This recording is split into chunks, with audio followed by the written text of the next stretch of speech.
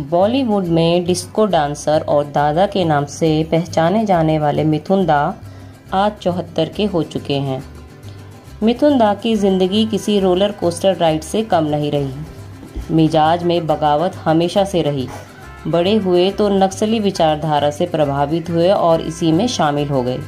मिथुन दा उन चंद फिल्मी सितारों में शामिल है जिन्हें पहली फिल्म से नेशनल अवार्ड मिला हो।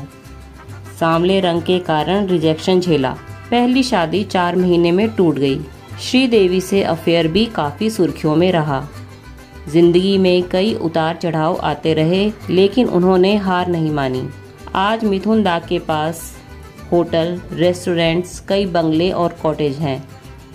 350 से ज़्यादा फिल्में वो कर चुके हैं और जानवरों से इतना लगाव है कि 116 कुत्ते पाले हुए हैं। मिथुन दा के 74वें जन्मदिन में आइए जानते हैं उनकी जिंदगी से जुड़े कुछ खास किस्से। 16 जून 1950 को कोलकाता में जन्मे मिथुन चक्रवर्ती का असली नाम गौरांग था। 2 भाइयों में मिथुन छोटे थे। उन्होंने स्कूलिंग के बाद केमिस्ट्री से ग्रेजुएशन किया। उस समय नक्सलवाद चरम पर था, तो कुछ लोगों की गलत संगत में मिथुन भी अपना परिवार छोड़कर एक नक्सल ग्रुप का हिस्सा बन गए। उस समय के कुख्यात नक्सलवादी रवि रंजन से मिथुन बेहद करीब थे। कोलकाता में मिथुन के बड़े भाई की करंट लगने से मौत हो गई। भाई के गुजर जाने के बाद परिवार अकेला पड़ गया, तो मिथुन ने लौटकर जिम्मेदारी अपने कंधों पर ली। जान का खतरा होने के बावजूद मिथुन ने नक्सलवाद से रिश्ता तोड़ लिया। घर लौटने के बाद मिथुन को अपने करियर का सोचना था। एक्टिंग में रुचि जागने के चलते उन्होंने पुणे के फिल्म एंड टेलीविजन इंस्टीट्यूट में दाखिला ले लिया। पढ़ाई तो पूरी हो गई, लेकिन काम नहीं मिला। काम की तलाश के लिए मिथुन ने भी वही किया जो हर हीरो बनने की चाह रखने वाला शख्स करता है। वो सीधे मुंबई आ पहुंचे। यहाँ उन्होंने कई दफ्तरों के चक्कर काटे, लेकिन निराशा ही हाथ लगी। मुंबई जैसे बड़े शहर में बिना नौकरी और काम के गुजारा करना तब भी मुश्किल था। नतीजतन उन्हें कई दिनों तक खाली पेट सोना पड़ता था। एक इंटरव्यू में मिथुन ने कहा था, मैंने ऐसे दिन भी गुजारे हैं जब मुझे भूखे पेट फुटपाथ पर सोना पड़ता था। मेरी रोते रोते आंख लग जाती थी। कई बार तो मैं सोचता था कि अगले दिन खाना मिलेगा या नहीं, अगले दिन सोने का ठिकाना कहाँ होगा। मैं कई दिनों तक फुटपाथ पर सोया हूँ। इंटरव्यू में बात करते हुए मिथुन ने कहा, मैं नहीं चाहता कि किसी को वो झेलना पड़े जो मैंने झेला। मुझे हमेशा से मेरे स्किन कलर के लिए टोका गया। सांवले रंग के कारण मेरी बेइज्जती की गई। मृणाल सेन की फिल्म मृग्या से मिथुन फिल्मों में आए। पहली ही फिल्म के लिए इन्हें बेस्ट एक्टर नेशनल अवार्ड मिला।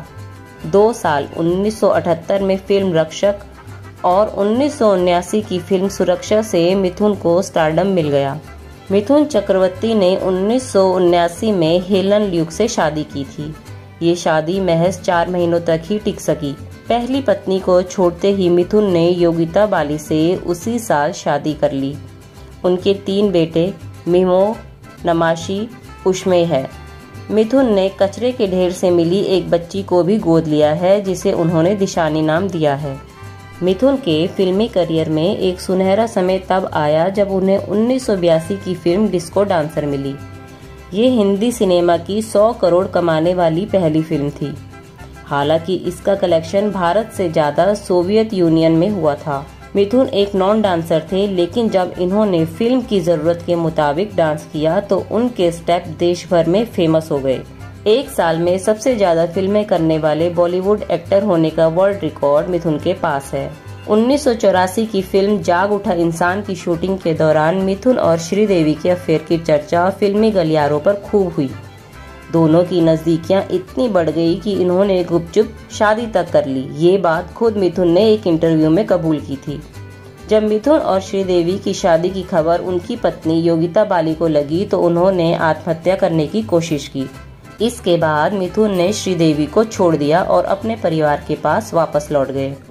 ऊटी के सबसे नामी होटल में से एक मोनार्क मिथुन चक्रवर्ती का है। वहीं मसीनागुड़ी में इनके 16 बंगले और कॉटेज हैं। मैसूर में भी इनके 18 कॉटेज हैं और कई रेस्टोरेंट हैं। मिथुन चक्रवर्ती की फिल्मों में से आपकी पसंदीदा फिल्म कौन सी है? कमेंट बॉक्स में जरूर बताएं।